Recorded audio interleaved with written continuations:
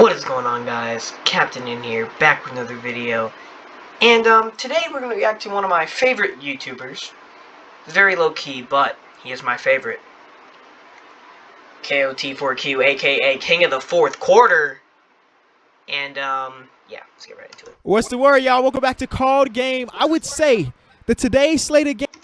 Forgot, hit the like button for more of these, and subscribe, boys. Let's go. This is about basketball, so yeah, just let me know. Games was the best slate of games we've had in an individual day, and maybe that's just me being crazy, but I feel like every single game has something in it that we should talk about, so we will. It's a bittersweet episode because my Bulls called an L in the game. They probably should have won at the hands of the homie. I love to see the homies be successful, but why does it have to be against my team? I told y'all when Reese was on the show, I was telling y'all how much of a silver draft he was, and he is showcasing it. You remember a couple episodes ago I was saying, man, the Kings don't look too fun no more. Well, that's because Tyrese wasn't there, and today he was there, and he made all the right plays. It's a game the Bulls should have won because De'Aaron Fox got injured like 5 minutes into it. Whatever, we catch an L. Congratulations to the homie on having a career night. Imagine not first of very many. Okay, Be sure to leave a like on the video. Subscribe if you're new. We do nothing around here but talk about basketball, you know, call game.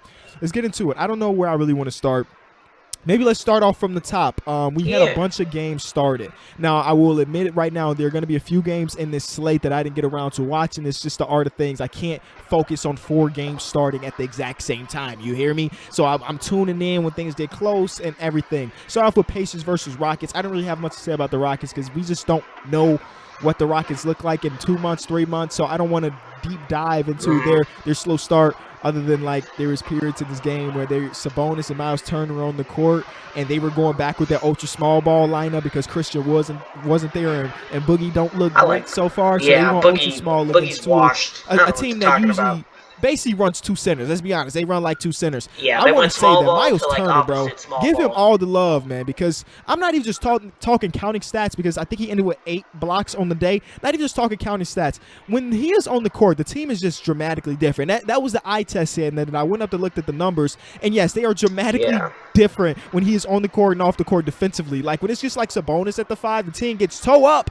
But when Miles Turner's there with him, man, he just makes things a lot easier. Malcolm Brogdon, for the second episode in a row, I got to mention how great of a player he has been throughout the first couple weeks into the season. I remember I was talking about how he was having an all-star type season so far, and people were in the comment sections like, what about Sabonis?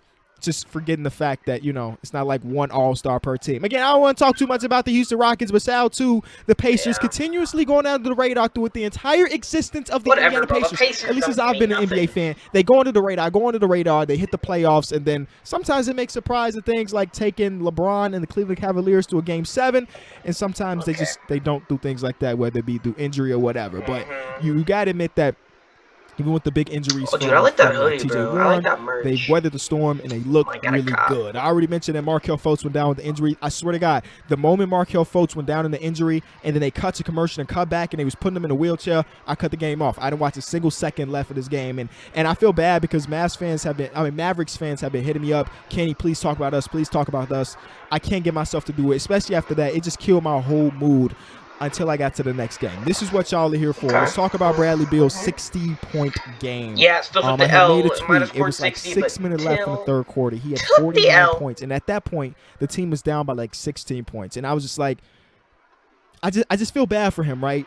And I know the title may say something along the lines of free Bradley Beal. I don't want to see him switch teams per se, but I'm just saying that, like, if he were to come out tomorrow morning and say that he requested a trade, there better not be a single person that disagree with his decision. The man has given the Washington Wizards everything throughout the first couple of years of his career. I like the idea of people being loyal to the team that drafted him, but you can only be too loyal to the point where you're wasting part of your career, because there's no construction to this roster, right? They made the Russell Westbrook trade. I'm not about to talk about that trade again, because no matter what you say about Russell Westbrook, there's going to be Westbrook haters in the comments saying something, or there's going to be Westbrook stands in the comments saying something. And honestly, both of them end up wrong 90% of the time. So I don't want to really talk about Westbrook, but like outside of that, the construction of the team is just bad. The really thing for me is to see that Isaac Bonga didn't get any PT. He started like the first 5 games of the season for them, and then now he's getting DNP coach's decision. And I think Scott Brooks was asked about it, and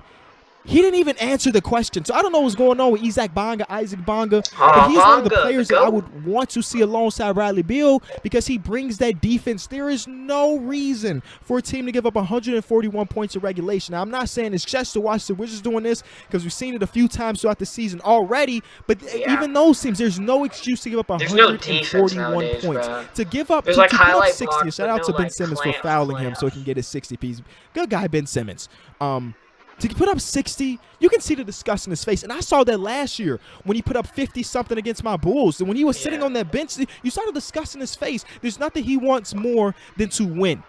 And he can't do that at the moment. And it's just the construction of this team is bad coaching, how Scott Brooks took him out of the game and basically made him cold. He sat for way too long. Let's be real. He sat way too long. And I want to give a lot of credit to the 76ers for eventually, it took them 3.5 quarters or maybe even 4 quarters to actually played a great defense. Sixers are doing good, though. But part of that could be Scott Brooks sitting here for way too long, man. You know, just way too long. And I saw a statistic, and this is just a weird statistic that I just feel like everything is tracked in the NBA, that Russell Westbrook is 2 for 6 when he throws alley-oops. Who the hell is tracking alley-oop percentage? Why are you it's a real thing. He is 2 for 6. And there's a specific play where Bradley Beal was wide open under the basket, and instead of giving him a nice chest pass or a bounce pass, Russell Westbrook decided to throw the oop, and it ended in a turnover. And it's like, bro, just give him the ball. Just give him the ball. So I can see the disgust in his face.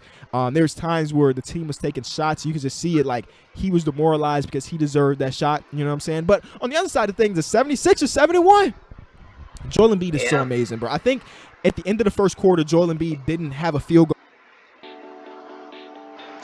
My name is Solange Mondesir, and I'm enrolled in the nursing program. Yes, bro.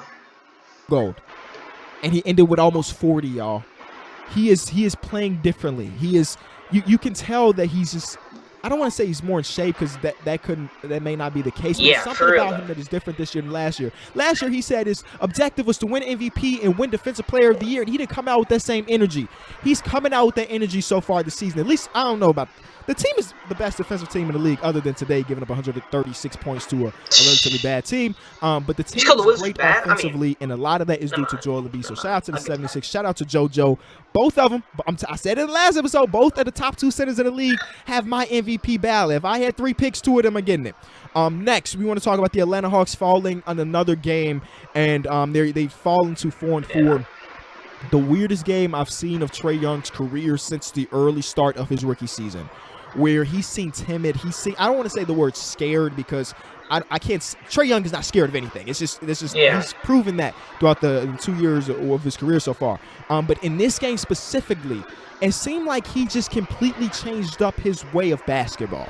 The little flip up, draw foul things, I know people hate it, but that had, throughout the first couple games of the season, that had been a part of him and a part of the Atlanta Hawks' success. And it's today's game. I mean, I don't know. Did he finish with less than 10 shot attempts?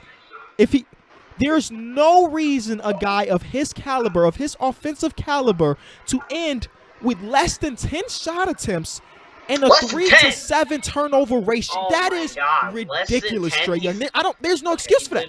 I'm sorry, there's literally no excuse for that. I don't care who's defending you. And it's not like the Charlotte Hornets had Lou Dort. You know what I'm saying? They don't have the defenders. I don't know. He's got to be in his own head. There's no excuse for that one. There's just no excuse for that one. For the Charlotte Hornets, I understand Devontae Graham was their guy last season, but I'm not even a fan of the team. But I'm getting tired of seeing him in that game when he's having the bad one, like the last couple games. Look at his game log, please. He is getting maximum starter minutes when he is not performing to that caliber. LaMelo only playing 20-something minutes in this game is kind of criminal considering how good he had been in those 20 minutes when Devontae Graham is getting 40 minutes when he can't score a basket. Shout out to Gordon Hayward for having his best game as a Charlotte Hornet, but there has to be a point where LaMelo is getting more minutes than that. And listen, I'm not a LaMelo lover, hater, or whatever. I'm just telling you how it is. He deserves more minutes than the 23 he got today, especially when the guy that he's playing under is playing like trash. It just is. Trae Young, I don't know. I'm guessing that we're going to get a bounce-back game, but this is a couple really bad losses for them. couple Yeah, really bad bro. losses for them, and I understand Can't all lose the like injuries that. they have, but Like, still, almost every this team is not a game they 4-4. should have lost. Oh, Boston versus Heat. I'm telling you, it was just so much great basketball today. Boston versus Heat is one of the better ones, even though the Boston Celtics almost gave it away. They were this close, and I feel like I've said that a lot, but it's the third game out of their 9 games that ended in a buzzer beater, a game winner, and today it was Peyton Pritchard. He is just becoming, he's going to be the all-time leading jersey seller in Boston Celtic history by the time his career is over, because he is just everything that the Boston Celtics fans could have wanted.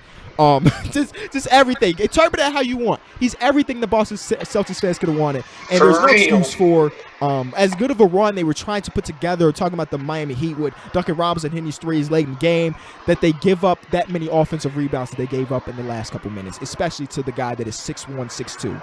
Peyton Pritchard had a couple big offensive rebounds this game, and none bigger than oh yes, it is. And Austin Rivers to come off the bench, and it's the same thing that I mentioned last time we talked about the Knicks. Austin Rivers, bro. Writing's They not give him that too much easy, credit. but Grammarly can help. This sentence is grammatically correct. But it was going to roll out with our best guys. In this case, it was Austin Rivers instead of RJ. RJ was on the bench, and one thing I love to see, and you don't see this often, a guy like RJ on the bench when, you know, he could be super upset that he's not closing out the game. He was on the bench geeked up for Austin Rivers. That is teamwork. That is a team. New York is putting it together, a quality win for them. And I can say the same thing today as I said about the Utah Jazz yesterday's episode, that they have these periods of time where they literally can't score, where the offense is give Donovan Mitchell the ball, and if Donovan Mitchell can't put it in the basket, then I guess we don't score for 4 possessions. It's bad. On the Bucks game, I literally didn't watch a second of, and that's kind of been the recipe for me for the Bucks, because I just assume that they're going to dominate. But it says that Jeremy Grant hit 30. I'm going to have to watch that eventually. Let's talk about a couple games left. Utah versus the Pelicans. People have been really misinterpreting my opinions on. I didn't even realize that my hat looked that bad for 12 minutes. People are misinterpreting my opinion on like the Steven Adams trade and the Steven Adams signing. So let me pull it out there and really full-fledged tell you guys. When they made the trade for Steven Adams, I was completely confused, because the idea of having Steven Adams and Zion Williamson play together just, I think, is a recipe for a lackluster offense. Not saying anything negative about Steven Adams, not saying anything negative about Zion, but as a pair offensively, on paper, it did not look like it was going to work. And what happened, I'm not just saying for today, but what has happened for a lot of these games this season, the spacing is terrible and they have no shooting. Steven Adams had one of his best games as a part of this team, and it didn't matter, because when the things were going down, they didn't have any spacing. Not to mention J.J. Redick went out, he is their spacing. So it resulted in Nickeil Alexander-Walker having to be that spacer and Lonzo having to be that spacer. I mean, Zion's like first game, if you didn't see, man was like lighting up the three-pointer like he was Curry. And they couldn't perform there. Right? I understand that when Zion and Steven Adams on the court together defensively, they dog the glass. They're good. But you also have to score. And they haven't been able to do that with this lineup. That's all I was really saying. That's all I was really saying. And people are trying to take it as me taking shots at the team. It's not. I'm not taking shots at the team. It's just a fact that, I mean, I would guess that the numbers support me here. You're not going to win. Let's be honest. You're not going to win a basketball game when you hit 4 3-pointers. Yeah, you're not. Very rarely will you, and this is a team that you should have beat. Shout out to Darius Bazey. He's putting it together, y'all. He's putting it together throughout the season. Redick? Shai Gilgeous playing the passing lanes like a madman, and they got George Hill doing his thing. Last possession, Lou Dort putting the clamps on Brandon Ingram, getting the ball out of his hands and relying on Nickeil Alexander-Walker to make a shot. That's great defense. But yeah, I don't know what the recipe is for the Pelicans, because obviously they are talented enough to be a playoff team. 100%. They have a lot of talent on this team. But they got to figure out the spacing thing. Alright, well, that's going to end it off here. Thanks, y'all, for watching. It's been a real journey, and Mega Hot signing off. Bye. Fucking noob.